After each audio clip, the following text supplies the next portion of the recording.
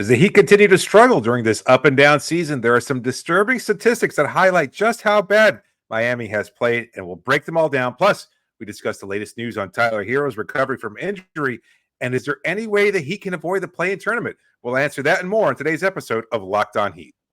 You are Locked On Heat, your daily Miami Heat podcast. Part of the Locked On Podcast Network, your team every day.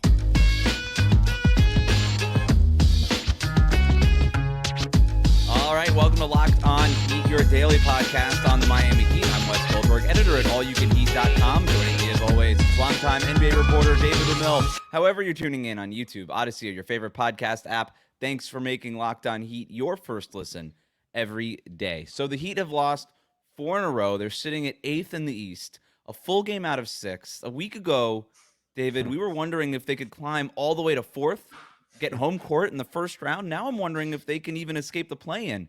So Basketball Reference's playoff odds tracker gives Miami a 26% chance of getting a top 6 seed. The Ringer has a similar tracker. It's a little bit more favorable.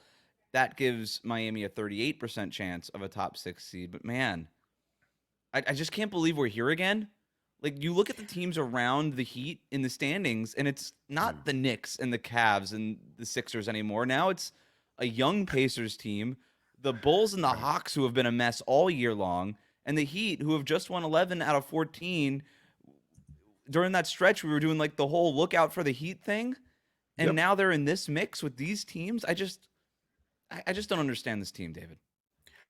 I don't know that there is anything to understand, right? Like, you know, somebody I was talking to yesterday said that this is like the only team that has had like a 7-game losing streak and a 7-game win streak in the same season. It's like that doesn't happen. Like, there are no teams that just have that kind of a flip-flop, and it's not just due to a really strange, unpredictable injury or anything like that. Yeah, they've had their nicks and bruises, and they certainly have had players miss time, but this team has always found a way to kind of fight through that adversity and still find a way to be, you know, at least to win mostly.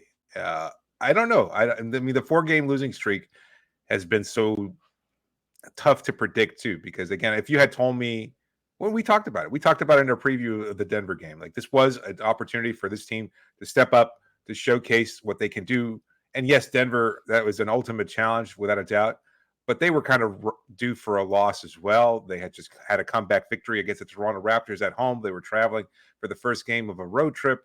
That felt like maybe you could have a scheduled loss, and yet it was Denver and Reggie Jackson, of all people, who wind up coming up in clutch game situations. I saw Aaron Gordon say what a clutch team they are. I mean, this was how this is how they were referring to Miami, media members and fans in general, referring to Miami not that long ago. This was a team that always finds a way to win, that always comes up in these clutch game situations, etc. Not yesterday. And so they've blown a lot of leads also. They've just faltered in the fourth quarter down the stretch. So this feels a little different than even last year's bout with mediocrity.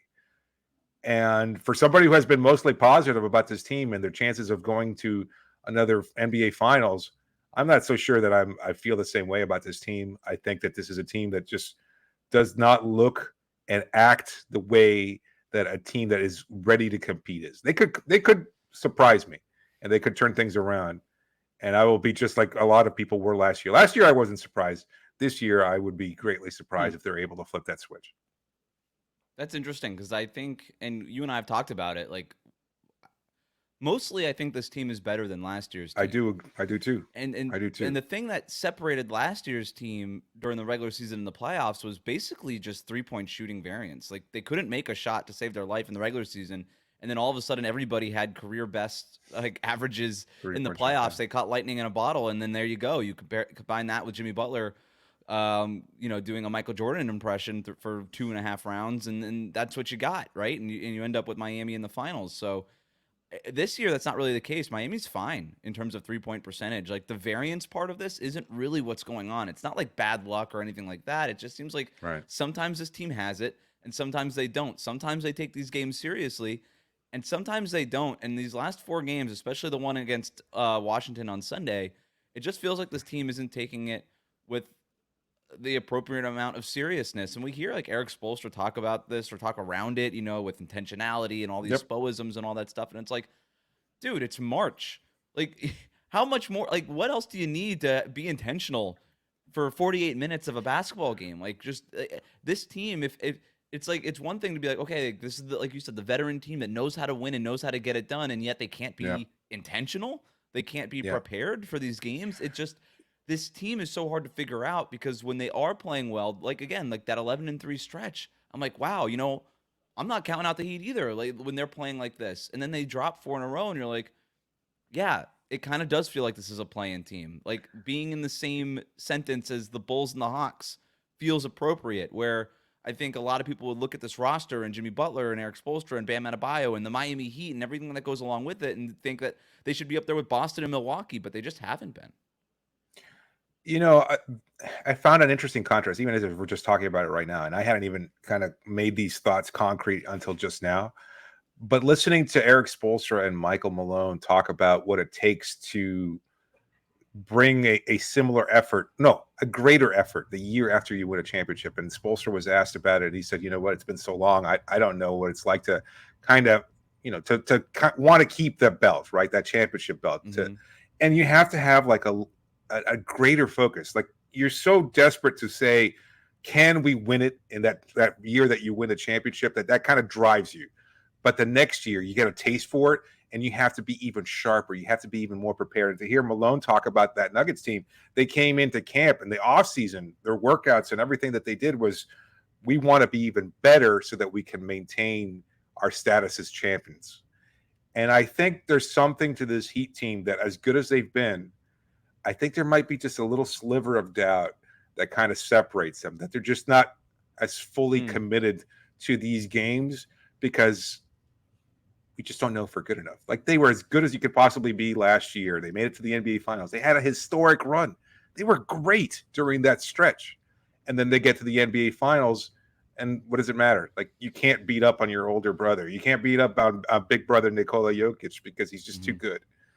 And so maybe there's a little bit of that, and I don't know. Maybe that's just. I think it's a good point, and I think part of that too is that it's just so freaking hard for this team to do anything. They're dropped back down to the bottom 10 in offensive rating after hovering around league average, and that seems about right to me. This is not a good offensive team, and it is so difficult. Even when Jimmy Butler is at All NBA Jimmy Butler level, it's still pretty hard for this team to generate good looks. And you watch a team like Denver or Boston or even Milwaukee, as up and down as their season has been, it's just like, okay, even Milwaukee could just go into a Damian Lillard, Giannis pick and roll whenever they want and just generate a good look out of it.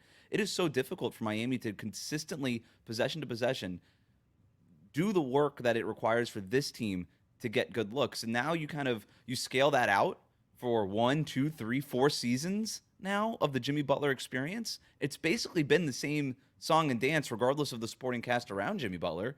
This team, it does, like, they don't have a Nikola Jokic who just makes things look easy, right? And or anything even close to it. And so they've been asking Bam to do a little bit too much. They've apparently been asking even Jimmy Butler to do too much. And I do have some stats about those things later on. I do want to talk about Tyler Herro and that latest injury update later on too. But quickly, a couple more things here.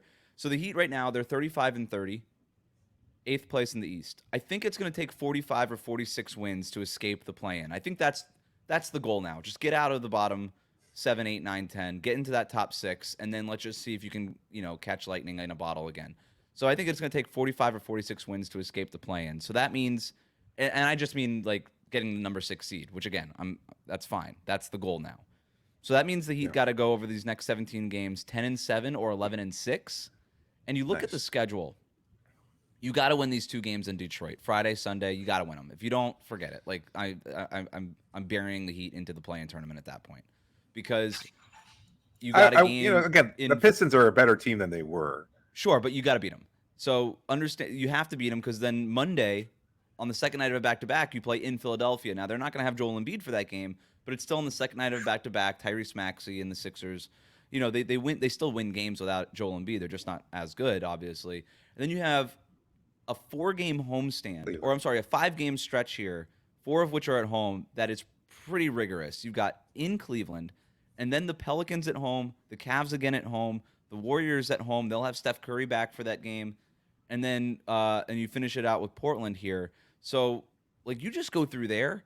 Like if you even split that series with the Pistons over the weekend, and then you lose like one of those games against Cleveland, you split that, those two Cleveland games, maybe you Yeah. split the New Orleans and the Philadelphia games. You're talking about Yeah. 3 losses were already in the next week and a half, where you can only afford 5 or 6 for the rest of the season. So I don't know, man. Like, this is going to be really tough to get to that 45, 46 win mark. The good news for the Heat is that you at least have the tiebreakers right now over Indiana.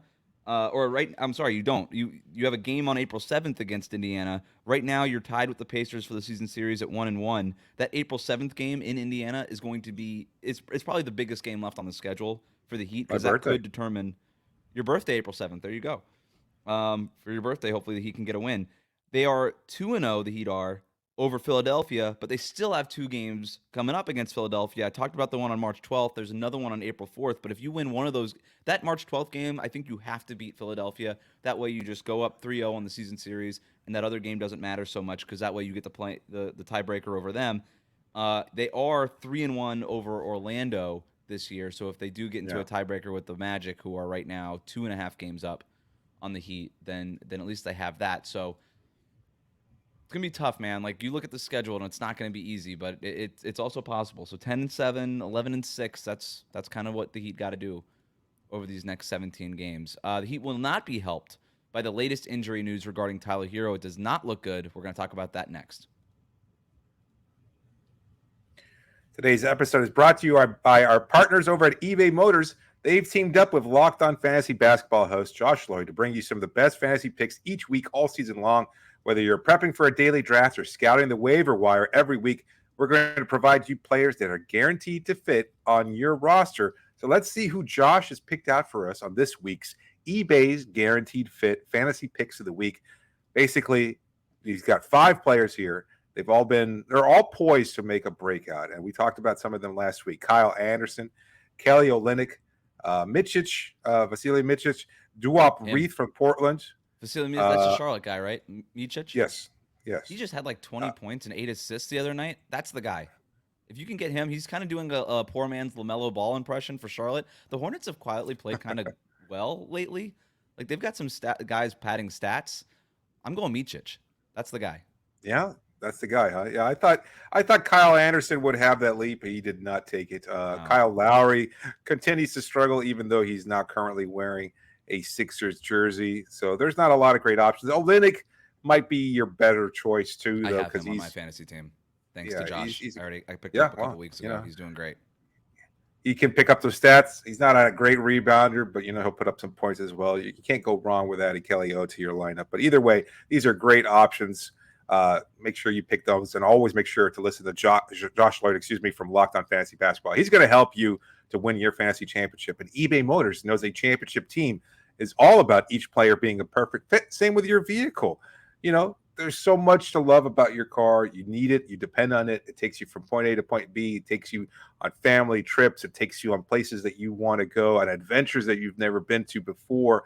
You want to make sure it runs as smoothly as possible. You want to get the parts that you need, or maybe sometimes you just want to fix it up, right? You want to add something, customize it a little bit, change it. Everybody likes a little spark here and there, and maybe you just want to add something to your car. Well, with over 122 million parts for your number one ride or die, you can make sure that your car stays running smoothly with brake kits, LED headlights, roof racks, bumpers, whatever your car needs. eBay Motors has it. And with eBay Guaranteed Fit, it's guaranteed to fit your ride the first time, every time, or your money back. Plus, at these prices, you're burning rubber and not cash. So keep your ride or die alive at ebaymotors.com. eBay Guaranteed Fit, only available to U.S. customers. Eligible items only, and exclusions do apply.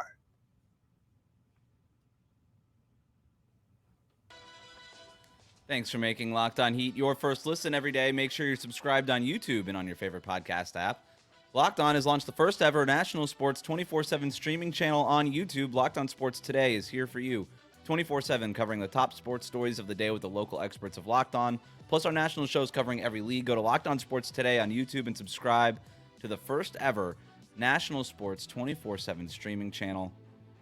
Tyler Herro did not travel with the team to Detroit, which means he is not guaranteed to join the team on this 4-game trip. 2 games in Detroit, then in Cleveland, and then in Philadelphia, or in Philadelphia and then in Cleveland. Excuse me. The Miami Herald reported that he is out indefinitely, so that's a bad word in these parts. He's already missed the last 9 games, David. That looks like it's going to be at least 13 now after he misses the next 4. Also worth mentioning, Kevin Love also did not travel, so he's out for what looks like at least 4 more games with a bruised heel. How badly are the Heat missing Tyler Herro, though? I think they're missing both. Like, I don't know at this point who's missed more. Like, Thomas Bryant had his occasional spark against the Denver Nuggets, but that backup position, whether it's Thomas or whether it's Orlando Robinson, has not been very productive. We've seen an uptick on Bam's minutes, and Bam hasn't played well either. So it's been a difficult time, and you certainly want the spark that both those players provide, like whether it's Tyler's easy scoring and all his playmaking and everything he does. And you know what? His rebounding as a guard, like those things have been, missed because those are second chance opportunities. There were opportunities yesterday against the Denver Nuggets where they couldn't corral a rebound.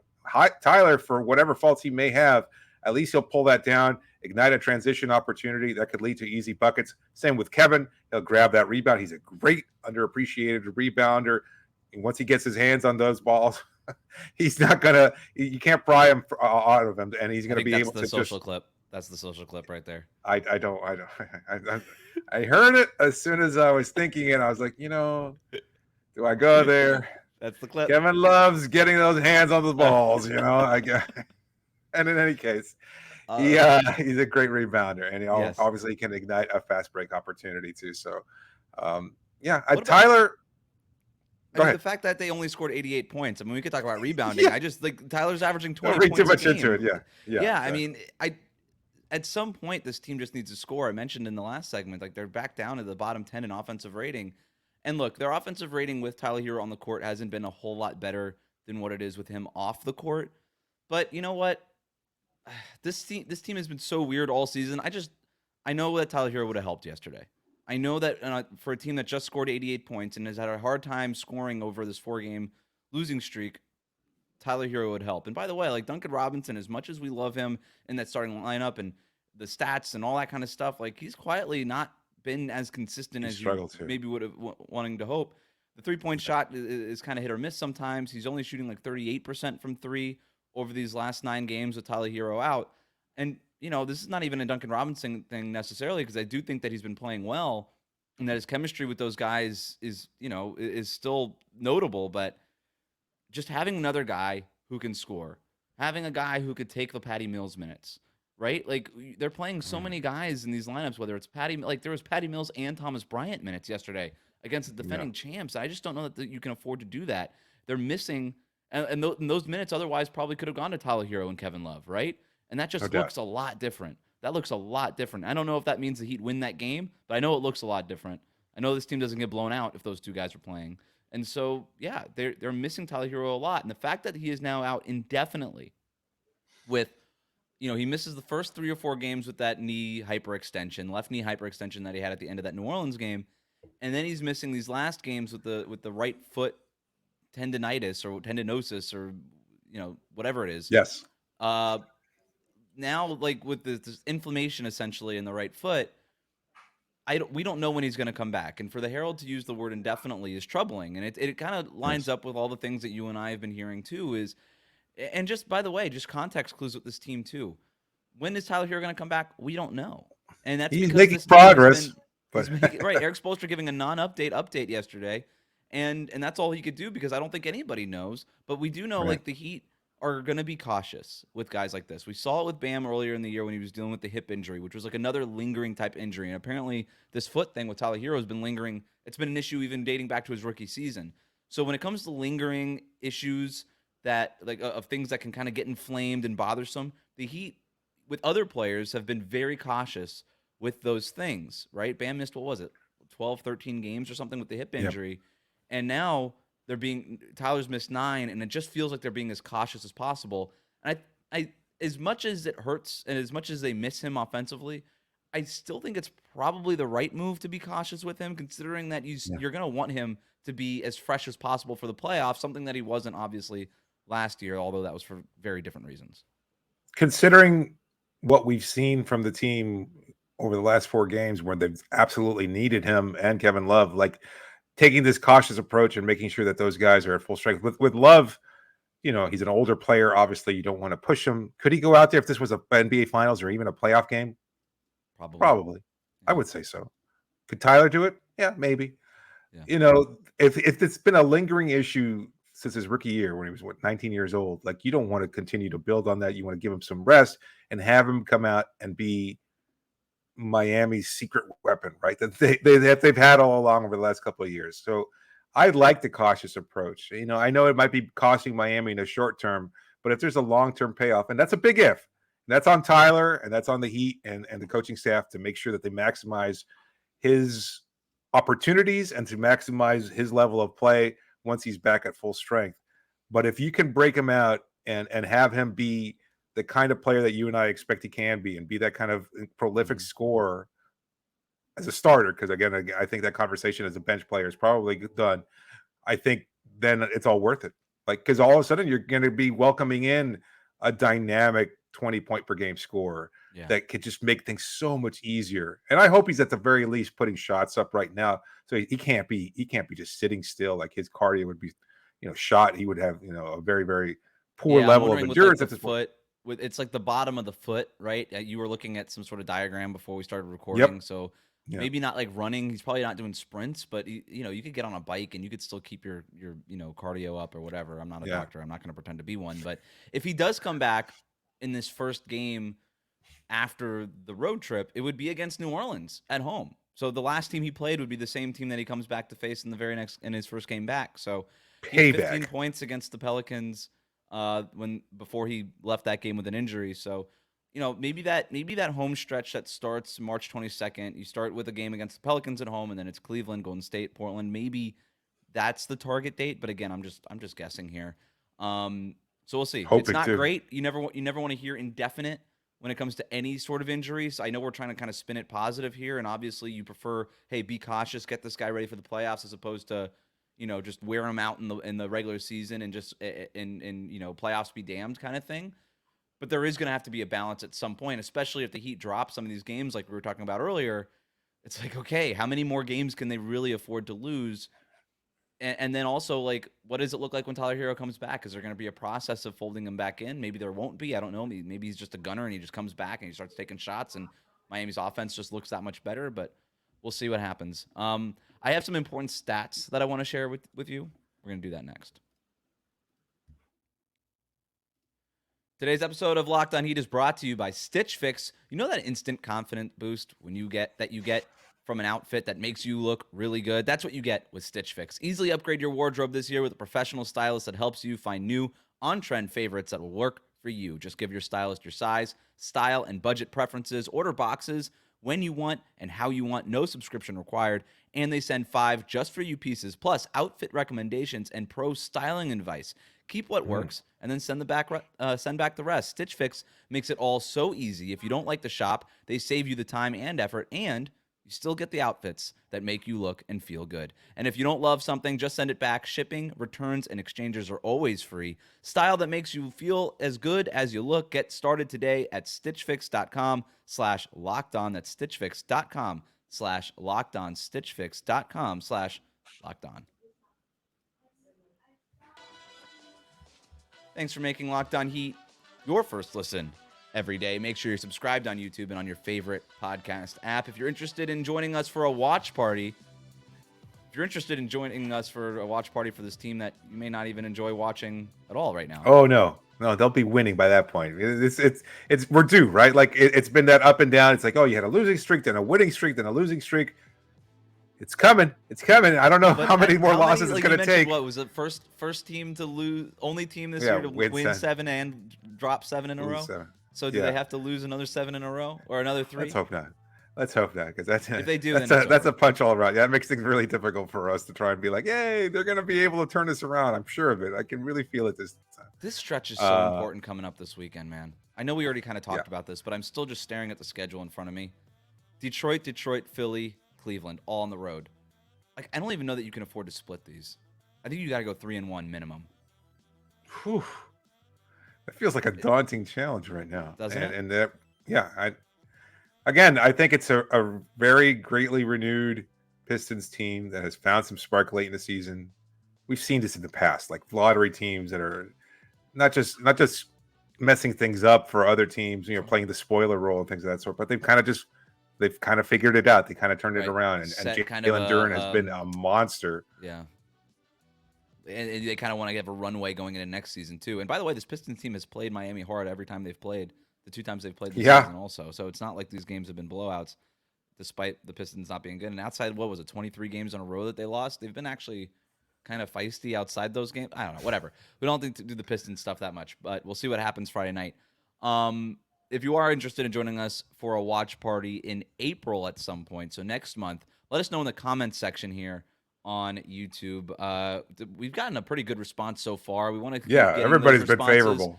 Yeah, so and again, I think you pointed this out the other day. Like, if you own a venue where you would like us to do the watch party, like, we're not even in the planning stages. We're just in the stage of finding out if y'all are interested. But if you do own a venue that you would want to host, or know somebody who does, party, or know somebody, yeah, exactly.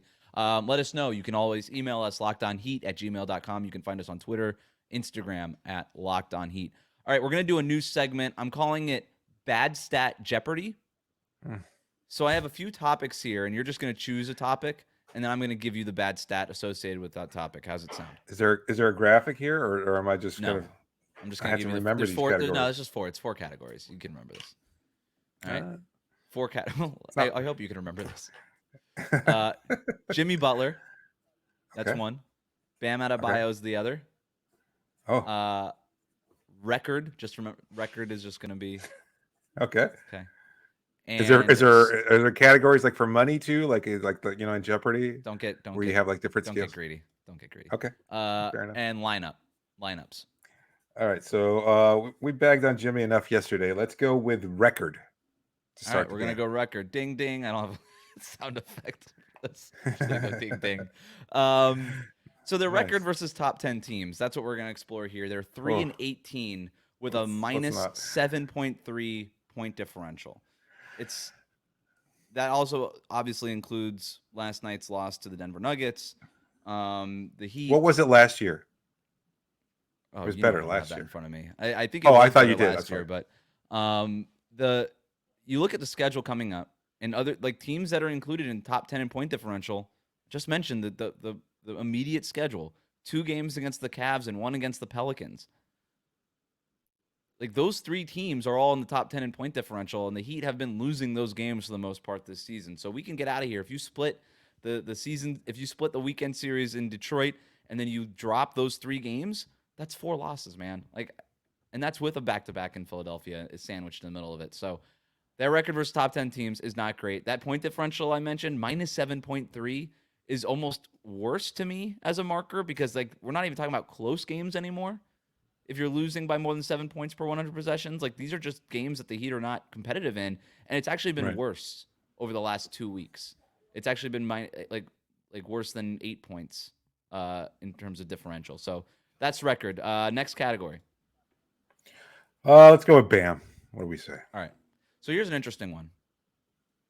So Bam Adebayo's true shooting percentage this year is 56.2%. It's not great. That's not great.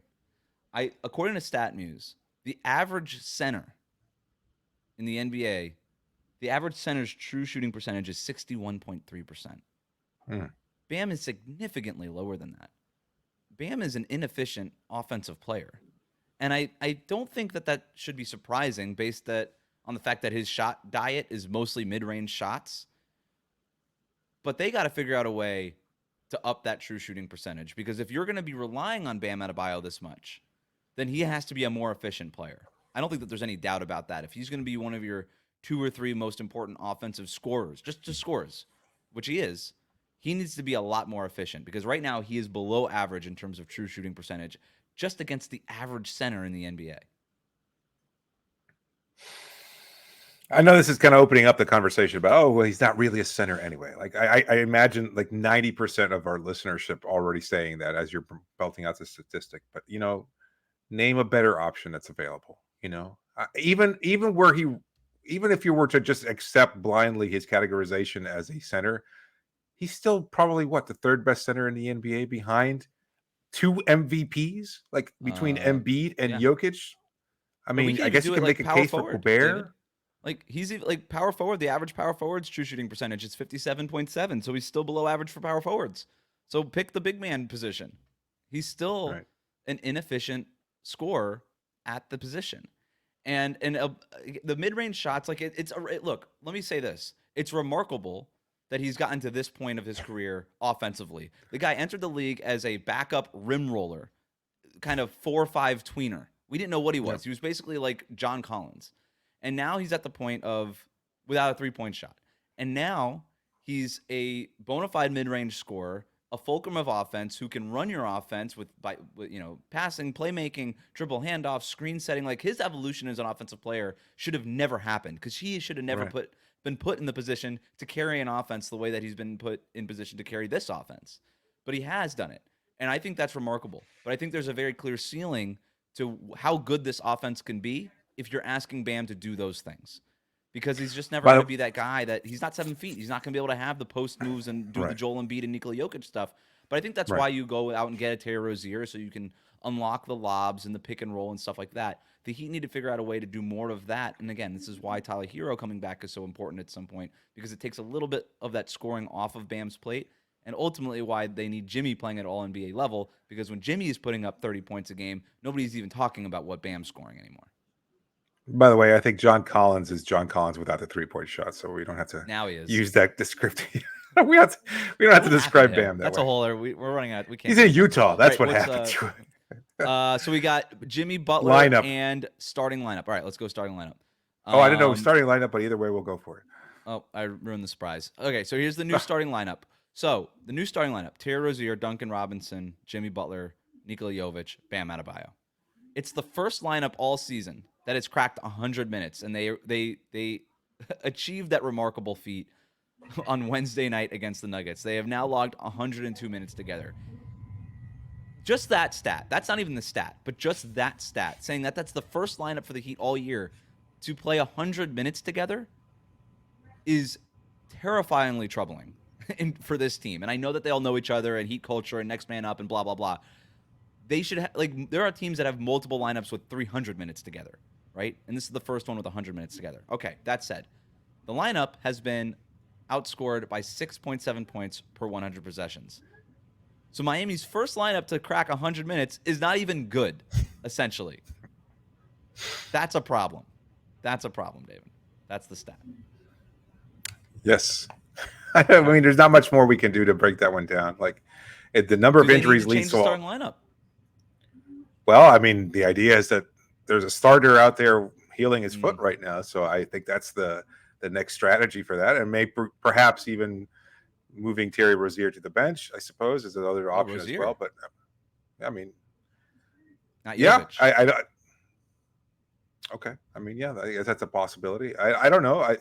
I don't know that Caleb Martin is going to significantly make the starting lineup all that much better. Like, as much as we appreciate what Caleb is capable of doing and everything else, I think we found the role for him. But, that could change, and we'll see. I mean, I know a lot of people still think that that's a lineup, and I think you're one of those as well, that the Caleb lineup as a starter is probably Miami's best option moving forward.